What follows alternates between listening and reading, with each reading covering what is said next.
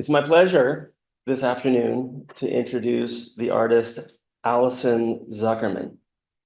Brooklyn-based, she's known for her bold, vibrant works that merge traditional painting techniques with digital collage. Her art reimagines classical themes, and I'll admit these are her words, not mine.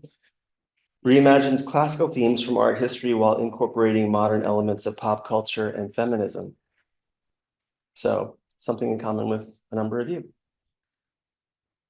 Her work has been featured in solo exhibitions at Kravitz-Waby Gallery in New York, both Rubel Museums in DC and in Miami, Koenig Gallery in Berlin, where she has a forthcoming exhibition in 2025. Just opened. She has an exhibition that just opened. So those of you going to Berlin for the weekend, be sure to check it out.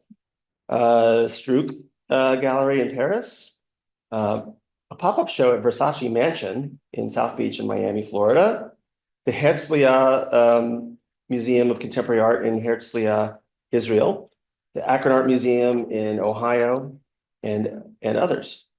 In addition to her studio practice, she's collaborated with brands like Vogue Italia, Tod's, and Veuve Clicquot, bridging the worlds of fine art and fashion. Alison is also involved in curatorial projects and, as you'll learn later, is the co-founder of Artists First Collective, which advocates for artist empowerment and market reform. She earned a BA at UPenn in Philadelphia and a Master's of Fine Arts from the School of the Art Institute of Chicago. So right at the start of the year, I was sitting outside on the bench and Lily and you give me, okay. So, some students came up to me. I thought you were giving me the stink eye, like, don't you better, don't say it. Lily and Joshua came up and said, did you see that article in the New York Times about the emerging artists or the young artists whose auction prices plummeted? As you all know, the art market has been in a slump for the past, I don't know, 6 to 12 months, depending on how you count it. On the 18th of August, so right before school started, an article appeared in the New York Times, which a few of you read. And I'm just going to quote from it at length. And this will be my introduction, the rest of my introduction. Alison Zuckerman was 27 and working in her cramped apartment in Williamsburg, Brooklyn, when the mega collectors Donald and Mira Rubel, notice that she's had solo shows at the Rubel museums. They have these sort of private museums in DC and Miami. When the mega collectors Donald and Mira Rubel discovered her buying more than 20 pieces. And by the way, you can find many important artists today whose careers were accelerated by the Rubels. For example, Hank Willis Thomas, they found his work and bought out a lot of the work that he had in his studio at the time, and on and on. They're very legit and supportive of the artists who they admire. They discovered her buying more than 20 pieces. Alison stashed dirty clothes under the bed before their visit. It says in parentheses, since 2021, her work has sold at auction 59 times. A remarkably high volume for a young artist. It feels very out of body, Zuckerman said of watching auctions. Everything that went into that painting, the discoveries, resolving that one corner, that brush stroke that really brought the whole thing together, it isn't what's being talked about. 3 years ago, her riotous painting, Woman with Her Pet, sold for $212,500 at auction. But this past June, it mustered only $20,160 at auction. So you can do the math. That's about a 90% decline, I think. Is that about right? Something, yeah. While Zuckerman said most of her paintings sold at a solo exhibition in June for $35,000 to $65,000, she couldn't ignore the auction debacle for Woman with Her Pet that same month. Someone tagged her in an Instagram post about the 91% drop while she was on her honeymoon. Running the business side of a career is rarely taught in art schools, except the School of Visual Arts, Grad school for me was about finding my voice, Zuckerman said. I wish I had taken a business course. Today, she's making a new body of work about losing control of her paintings in the market. Reclaiming, this is a quote, reclaiming from Allison, a quote from Allison, reclaiming it is the only way I can have a sense of agency. I think Allison could have no better audience than the 65 or so of us today.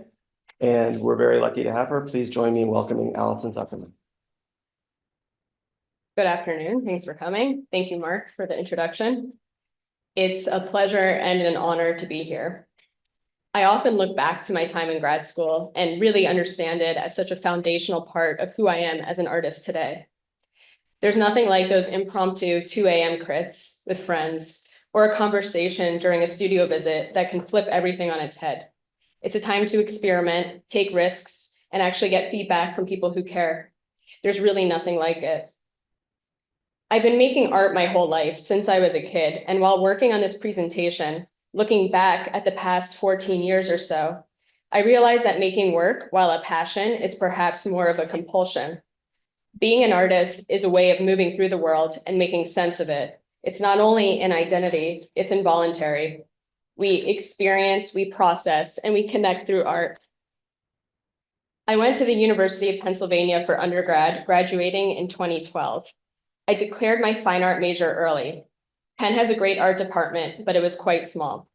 The story I always tell is when people would ask what my major was, I would say fine art, and they'd automatically respond, "Oh, finance." Penn is known for business.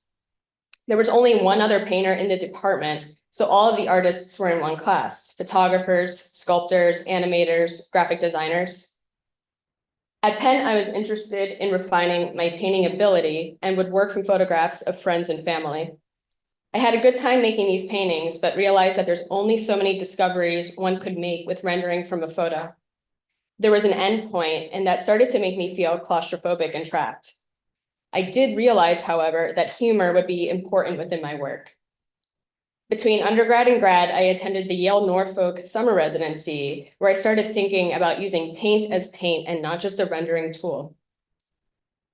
After graduating from Penn in 2012, I moved to Chicago to attend the School of the Art Institute of Chicago for grad school. Once there, I immediately started ripping up literal paintings and photos of the work I had made in undergrad and collaging them back together. I was able to make so many more discoveries this way, and it made me feel unburdened and free. I felt like I was released from a kind of former self and pressures that I had struggled against. I started watching John Waters movies, identifying with a camp aesthetic, with artifice and the absurd, and was able to hone in seeking freedom through processing childhood and the performance of femininity. Everything became collage. Reality was a collage. I would take scraps that fell to the floor, forming a kind of exquisite corpse, and turn those into life-size collage pieces that inhabited our space. I began reading Baudrillard, specifically Simulacra and Simulation, fascinated by the idea of the simulacra, how something can be copied so many times that it loses its original meaning. Here, the garden flamingo ornament representing just itself, no longer a bird in the wild.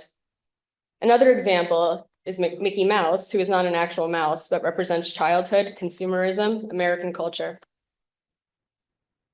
What a good artist understands is that nothing comes from nowhere. All creative work builds on what came before. Nothing is completely original. Austin Kleon. Artists are all collaborating. We collaborate with each other, with the world, and the work that has been made before us. We build on it. It's one ongoing conversation. While at SAIC, I would visit the Art Institute daily. It's a world-class museum, and many of my classes were actually in the back of the museum. So I would walk through it all the time. And I would sit with these amazing paintings, realizing that so many of them were of women, usually nude, submissive, and anonymous, painted by men. I started thinking about what these models may have thought at the time. I know what I would have thought, and it would be a lot of self-deprecating thoughts. So I decided to take these scenes and retell them through a perspective of vulnerability, honesty, yet strength. I wanted to make paintings that were not easy to visually digest. Here we have Bouguereau, who was acclaimed during his time, but kind of trite now. And I feel okay saying this because he was the judge at the annual Salon in Paris and rejected Impressionist painters like Monet and Renoir, attempting to preserve the status quo.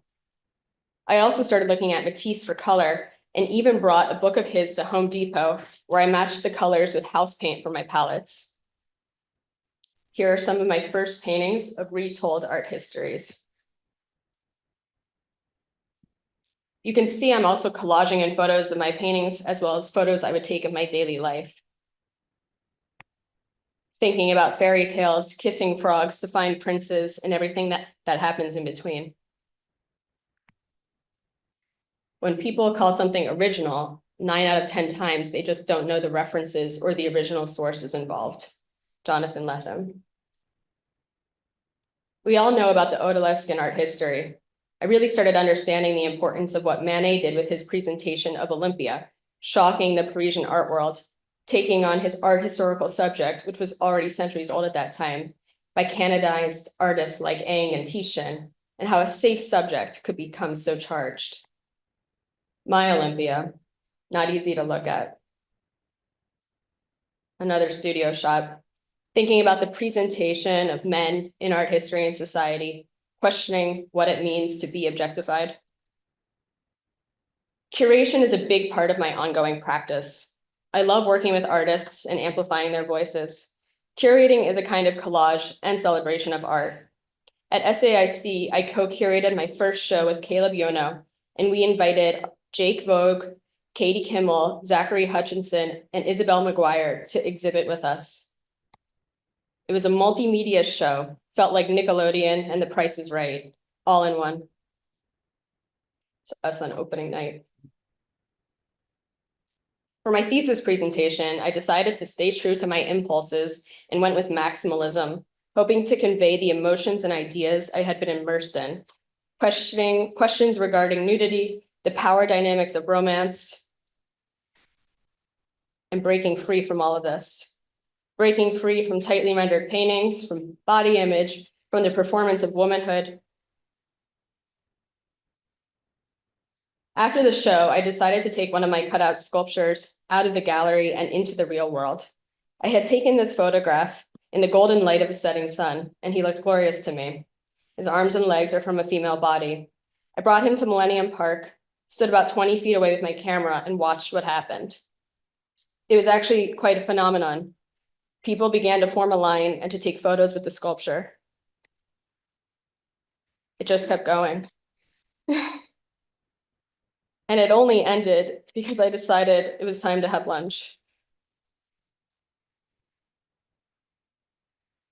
I realized that through this gesture, this experiment, how important accessibility was for me in having viewers be able to understand my work.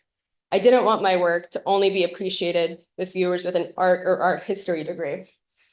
During school, we saw a lot of art, and the work I really connected with was work that could be understood at so many levels, work that always felt inviting. I want my work to be accessible to people. Jeff Koons. This has always stuck with me.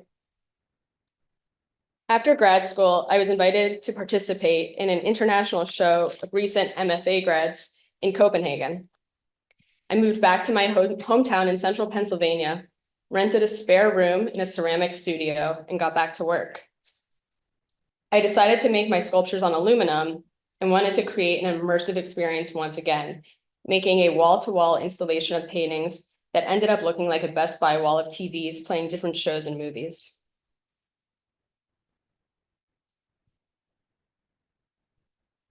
Throughout this time, I would also photograph myself in costumes in a performative context and integrate those images into my work as well. I've always been a huge fan of Cindy Sherman. The work of Nicole Eisenman, Dana Schutz, and Wenguchi Muto has been hugely influential on my practice. I moved to New York in the spring of 2016 after applying what felt like endlessly to galleries, museums, and auction houses for a job. When I was finally hired by Franklin Bowles Gallery in Soho, I rented an apartment in Williamsburg and used it as my studio, painting in the morning and painting in the evening. I started fusing art history with comic book imagery, specifically comic books from the 50s and 60s geared towards girls. While the boys got superheroes, girls got this and this. Pretty much crying girls by the phone, waiting for their unrequited lovers to call them. The studio quickly went from a corner to taking over the entire place.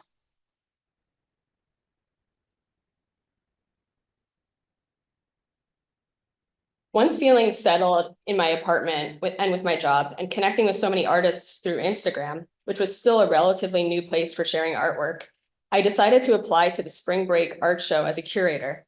I invited Sophia Narrett, Haley Josephs, Shona McAndrew, and Danny Farrell to participate. Everyone said yes. I discovered their work through Instagram and then met them in person later. Instagram has been an important tool for me throughout my career. It was the way I got my work out into the world. I was rejected by most of the shows and grants that I applied to, never knowing if my portfolio was even viewed or what was thought of it. But through Instagram, I received feedback almost instantly and knew the work was being seen. In December of 2016, I received a DM from a gallery in Chelsea asking to come for a studio visit. I was at the gym and I jumped off the treadmill and started jumping up and down.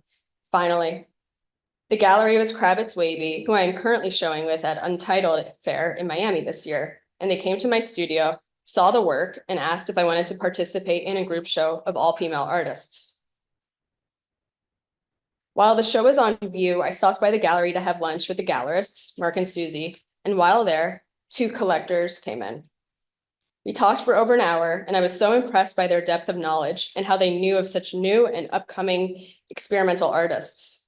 At the end of our conversation, they asked to come for a studio visit. I said, sure, let me know when you're thinking. It wasn't exactly visitor ready. And they said, we want to come now. I managed to get a 10-minute head start. They went to Chelsea Market to get soup. And while I was on my way home, the gallerist called and asked if I knew who the collectors were. And I didn't. I just thought that they were really cool people. And they told me that they were Don and Mira Rubel, one of the biggest art collectors in the world, who had a museum in Miami. They told me that they were going to either stay for 5 minutes or 5 hours. Happily, it was the latter, and they bought 22 paintings on site. This was my studio when they walked in. Mira in the space. Kravitz Wavy then offered me a solo show. I felt like this was such an important opportunity and struggled with what I would do with my full-time job.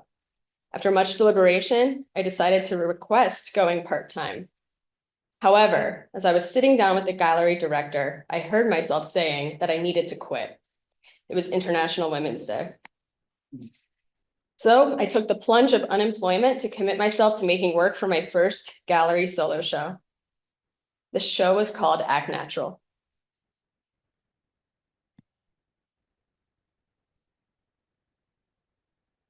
A few weeks later, I flew down to Miami to visit the Rubel Museum and see where my work was going to end up living. While there, I spoke with Mira and Don about my goals, what I hoped for, and I told them that it would be amazing to be able to work in a larger space and scale up. My apartment was small and I felt constrained. They looked at each other, looked at me, and asked if I would like to be their resident artist for the summer. They said I could choose any exhibition space for my studio, so I picked the largest room in the museum. I even learned how to use a scissor lift. Art is theft, Pablo Picasso. This is a Rubens painting, kind of déjeuner sur l'herbe scene. My painting. Woman at her toilette after Bellini. Bellini. While working on this painting, I would take breaks. While working on this painting, I would take breaks and study in the Rubel Museum's library. I had been looking at Picasso's work to make my painting, but while in the library, looking back at old masters, I saw this by Lucas Cranach. I couldn't believe the similarities to the Picasso painting. And when I went back to Picasso's, I reread the title, which said After Cranach. So I had effectively joined a multi-century lineage without even realizing it. During Miami Basel that year, the paintings I made during the residency were introduced in the same space that I worked.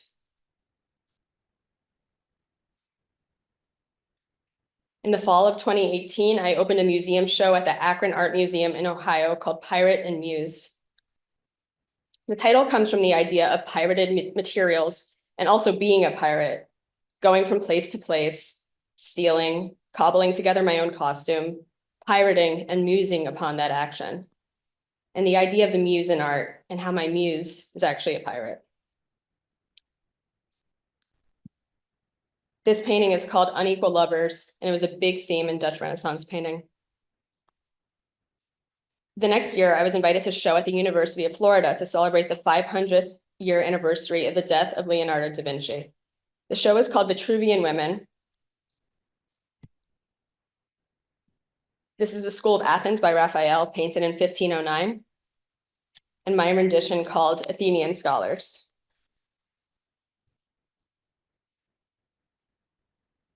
In 2019, I was commissioned by Veuve Clicquot to create a mural in Brooklyn, which would be painted by Colossal Media.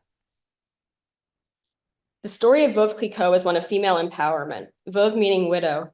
Madame Clicquot, widowed at 27, took on her husband's wine business and invented champagne, establishing it as the preferred beverage throughout the royal courts in Europe. Towards the end of that year, I was invited back to the Rubel Museum to create a mural that would celebrate the opening of their new museum in Allapattah. I looked to Michelangelo's creation of Adam as inspiration and recreated the painting with the God figure as woman, as an Adam also with female attributes. The mural was hung in the museum's brand new restaurant called Les Coups. One evening, I received a DM from Ferdinando Verdi, the creative director of Vogue Italia, asking if I wanted to collaborate. Of course, I said yes, and he sent me the latest runway images from Louis Vuitton. I created these paintings based on their new line. The paintings were published in the magazine soon after. A year later, Ferdy asked if I wanted to collaborate again, this time on a few different lines, such as Gucci, Burberry, Stella McCartney, and more. He wanted to celebrate wildlife and loving animals. I really leaned in. This show was called Gone Wild.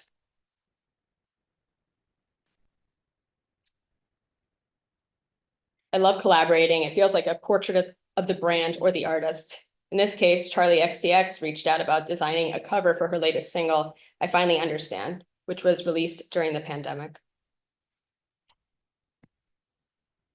In the fall of 2020, during COVID, to help keep the artistic community together, I thought it would be a good idea to curate a show. Called Vortex, I invited Henry David Brown Jr., Francesca Facciola, Abdi Farah, Danny Farrell, Mark Thomas Gibson, Taha Haidari, Kate Klingbeil, Shona McAndrew, Danny Orchard, Chris Regner, Jeremy Scott, and Adam Parker Smith to join.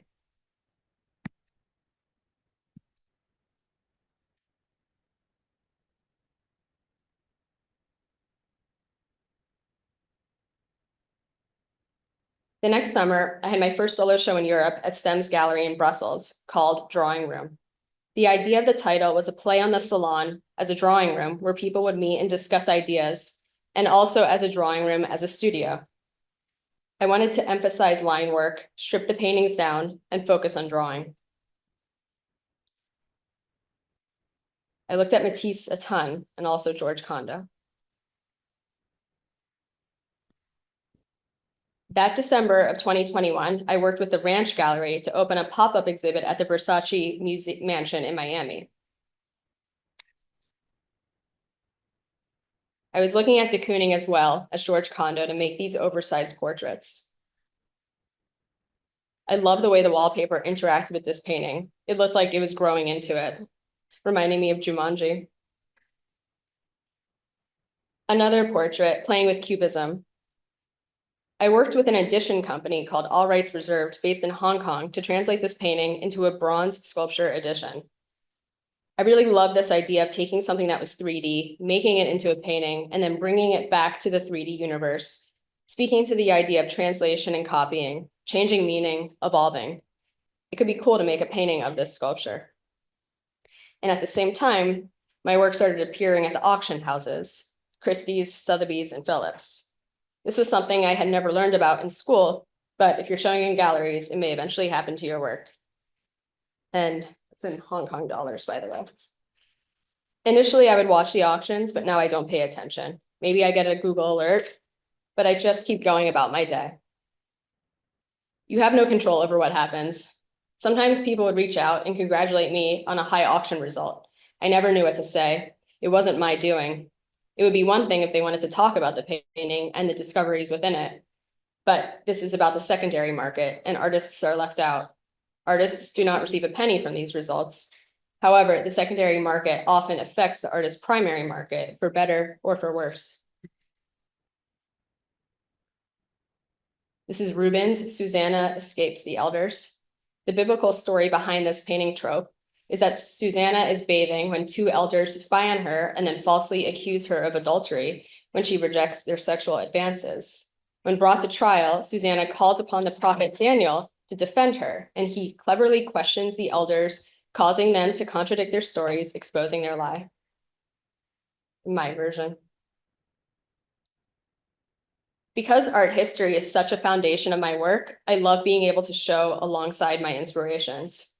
I worked with Ross Kramer Gallery in this group show, where my work was hung alongside Robert Colescott and George Condo.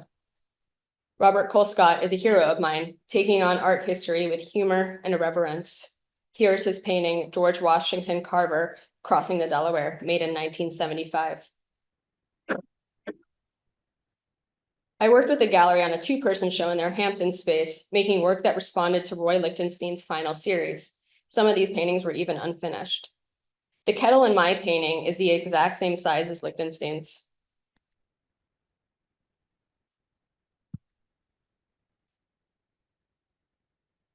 Jimmy Butler from the Miami Heat team came to the show and acquired this painting. And he came to my studio the next day and we made some work together.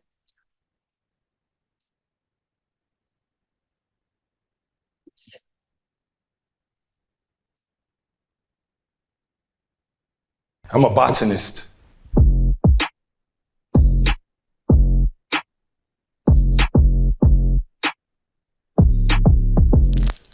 Right now, we are on this landing. That's it. But he was just featured in Architectural Digest and my painting got some camera time. This was in Montauk at the Ranch Gallery, another art historical show. And my painting is hanging next to David Sally's. I had always wanted to take on Renoir's seminal cafe painting, and this felt like the right opportunity.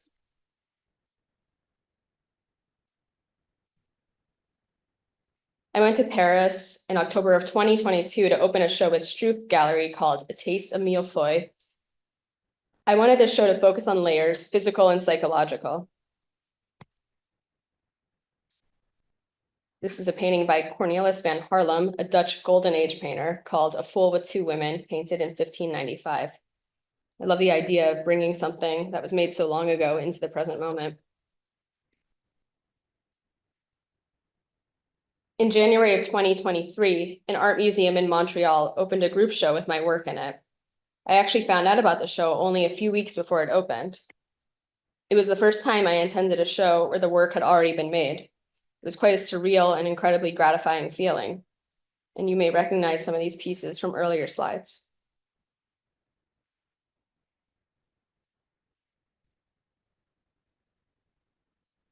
Last summer, I opened a solo show with Koenig Gallery in Berlin called Open Casting.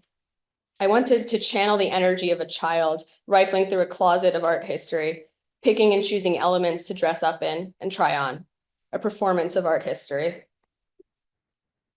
My painting on the left, Papa Knows, was based on Velázquez's painting of Pope Innocent X, painted in 1650.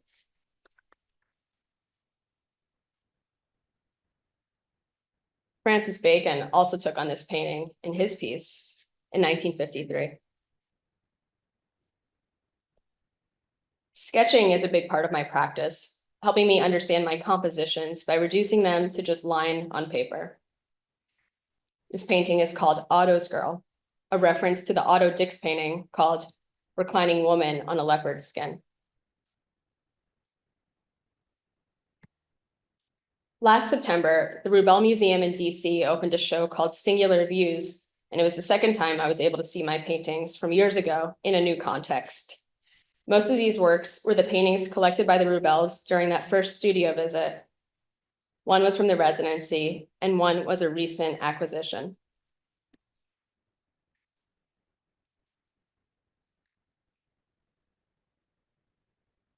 In April of this year, I worked with Library Street Collective in Detroit to curate a show called Kaleidoscopic Companions. Colleen Berry, Basil Kincaid, Chris Regner, Drea Cofield, Shona McAndrew, Mike Schultes, Milo Matthew, Danny Farrell, Mario Moore, Lakila Brown, and I participated. Kaleidoscopic Companions emerged from a dual ambition to illuminate the diverse perspectives of contemporary American artists while exploring the enduring legacy of art history on their creative processes. As a framework for the show, I asked each artist to select an art historical work as a catalyst for their creation, resulting in a convergence of past and present within each piece. Some artists praise, embrace, or pay homage to the legacy of their chosen work and its maker, while others use this exercise as an opportunity to question, critique, or subvert significant works of the past. A coincidental unifying thread emerges amongst the group of artworks in this show, which serves as a bridge between the historical and the personal realms. They're all figurative.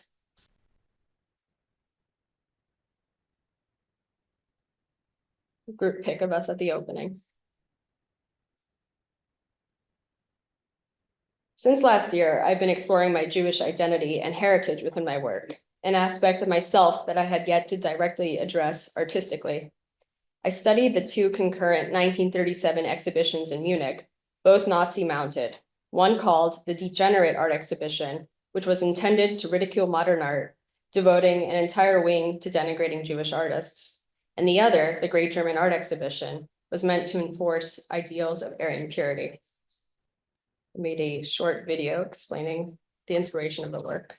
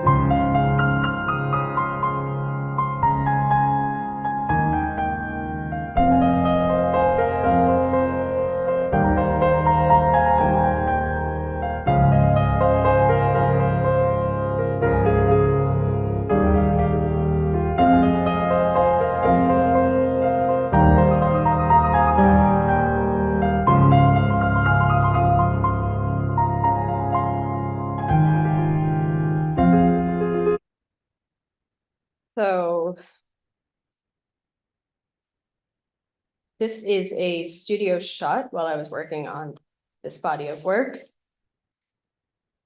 I began taking compositions from the Great German Art Exhibition, tearing them apart and rebuilding them using the voices of Jewish artists. It felt pretty good to steal from the Nazis and create scenes in which Jewish contribution was celebrated. I looked to Modigliani and Chaim Soutine. Here's the source, as well as the placement of the painting in the Great German Art Exhibition. In my recent trip to Berlin 2 weeks ago, I actually had the opportunity to see these forgotten paintings in the flesh. I reached out to the curator, Dr. Sabine Benecke of the German Historical Museum prior to my visit, explained my project, and asked if I could see the paintings. She told me that they were in a warehouse on the outskirts of the city in an undisclosed location, effectively banished. It was one of the most uncanny feelings to look at the paintings that both Hitler and Goebbels selected, admired, and even lived with. A strange kind of firsthand connection to view the same brushstrokes they did so not so long ago. Source: my interpretation. My references: Philip Pearlstein on the left and Chaim Soutine on the right, who was in hiding during World War II in France and died because he could not seek healthcare for a stomach illness. Moise Kissling on the left and Camille Pissarro, the father of Impressionism, on the right. I presented this work at Kravitz Waby this past May.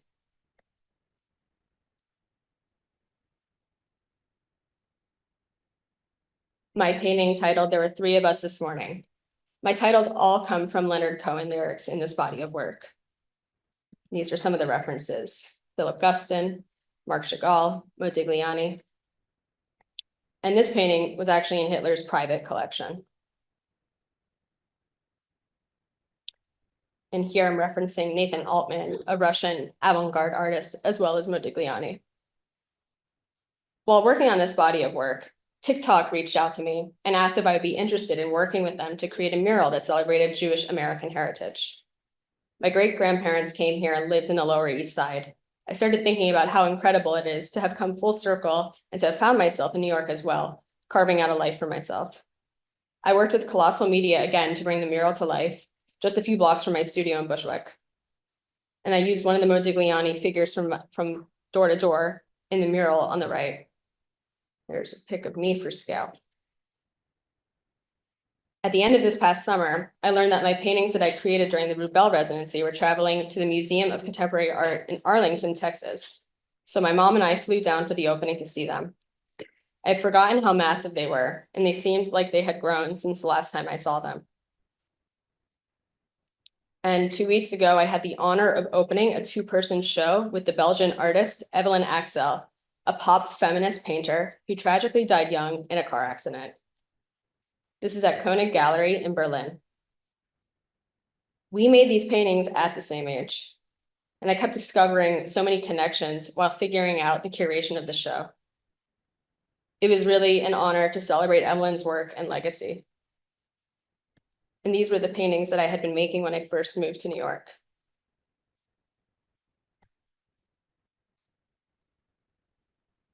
And recently, as Mark mentioned, the New York Times got in touch with me to discuss the auctions and how it has affected my life.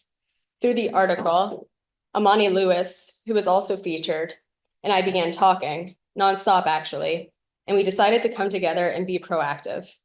So we founded Artist First Collective, which is a mentorship program to bring artists together, provide studio feedback, create show opportunities, and offer administrative advice, like how to create budgets, timelines, implement consignment agreements, and resale contracts.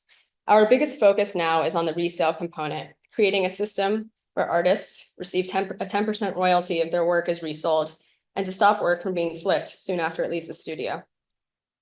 I also love collecting work. I usually try to get the least expensive work in the show of an artist that I love, and I love living with that artwork. So thanks, everyone.